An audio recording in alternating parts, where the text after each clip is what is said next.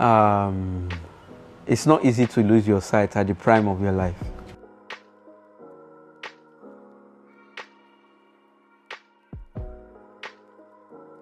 I was 27. It was quite devastating.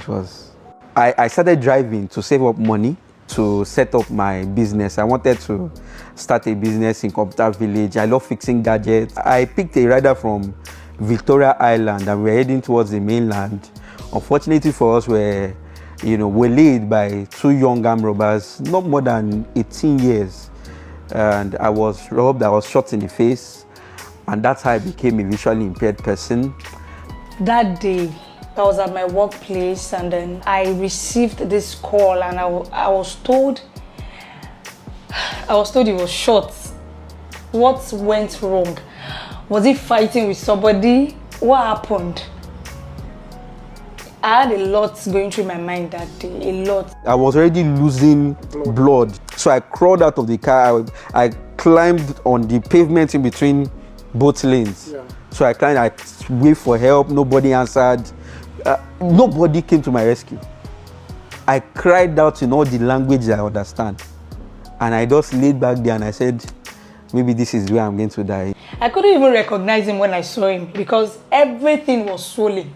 I lost my two front teeth, and so I actually went through depression, overcame depression. I was able to come out of it. I had suicidal ideation at some point. I attempted suicide once. I remember there were some times where I told the doctor to inject me, let me just die. There was one day I tried to put toothpaste on my brush and it was so hard. And it made me realize what I've been taking for granted. And I remember that day I went inside and I cried. And I remember telling myself, Tommy, you like to encourage people, you like to inspire people. Now you are the story. How can you bring, everything I've gone through? How can you turn this mess to a message?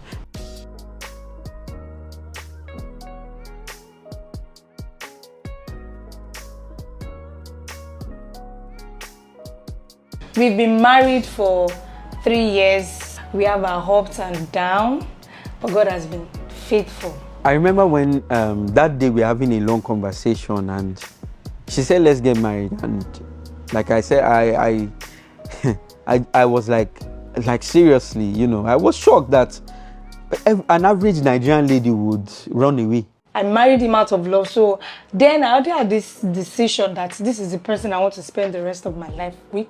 So. And I said, why? Why do you want to marry me? I was so curious. Is that how much you love me? And she said, I'm not marrying because you are blind.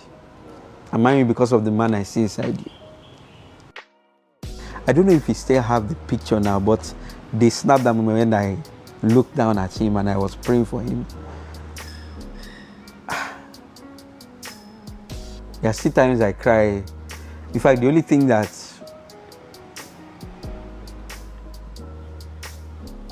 sorry. It's okay. It's okay.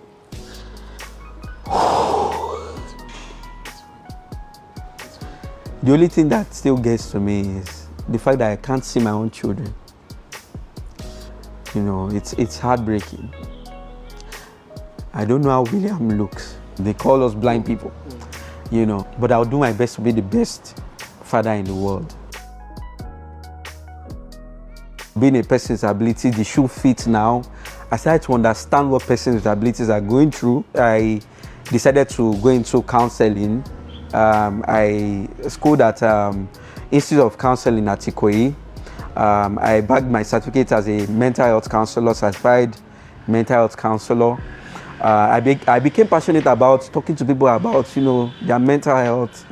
Then, politics happened. I became politically, aware of everything that is going on around me, how things are not going well. And I started, speaking out. I started speaking out on Twitter and I started activism.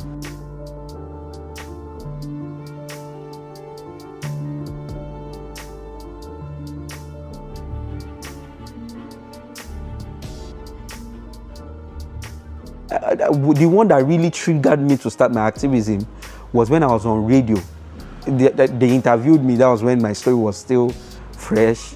Then somebody called me after the interview, and it was actually a visually impaired person, and he said he was so inspired by my story and everything. And the next thing he started asking me, that told me, do you have foodstuffs in your house and all of that and all. I felt so bad. This was a man in his 60s begging me and crying, literally crying on phone, that can you support me, do you have anything? And I was so devastated, and I was like, no, I need to do something. And I even started my foundation to reach out to persons with disabilities, you know, just in my own way. I just felt like maybe everything that happened to me was for this, you know, because I was coming from the angle of a person without disability. And I started to think about how I used to see these people. And I felt like it was unfair. I literally told myself the truth, that these people don't have that, you know, we are usually not in the conversation. The last time there was an interview, I'm not going to mention the station, and there was no questions about, they asked these governors questions, and no question for persons with disabilities. Now, in terms of policy making, when it comes to putting laws in place that will help persons with disabilities. Now, a person with disability has to be involved in those policy making, because it's only that person with ability that will understand. There should be a source of, media, an intermediary, somebody that is like a middleman that can speak on behalf of us and can be involved, that should be involved, not even can, but should be involved in the policy making. The people are surprised when they hear about, a person with ability on Twitter Spaces, tweeting and all of that, and, being included in the political space. So which I'm really, really proud of. In fact, I said that if I'm the one that will carry this flag, if I'm the only one that will carry this flag, then so be it. I'm proud of doing it. I hope to see a better Nigeria, not just for every Nigerian, but for every person with disability. And that's why I will continue to champion this cause, to fight for the rights of the average person with disability. As a person with disability rights activist, it's not easy. And that's why I need Nigerians to come together the best way that you can. You don't have to be a person with disability to join my voice, to speak out as well on behalf of the needs, the tears of persons with disabilities.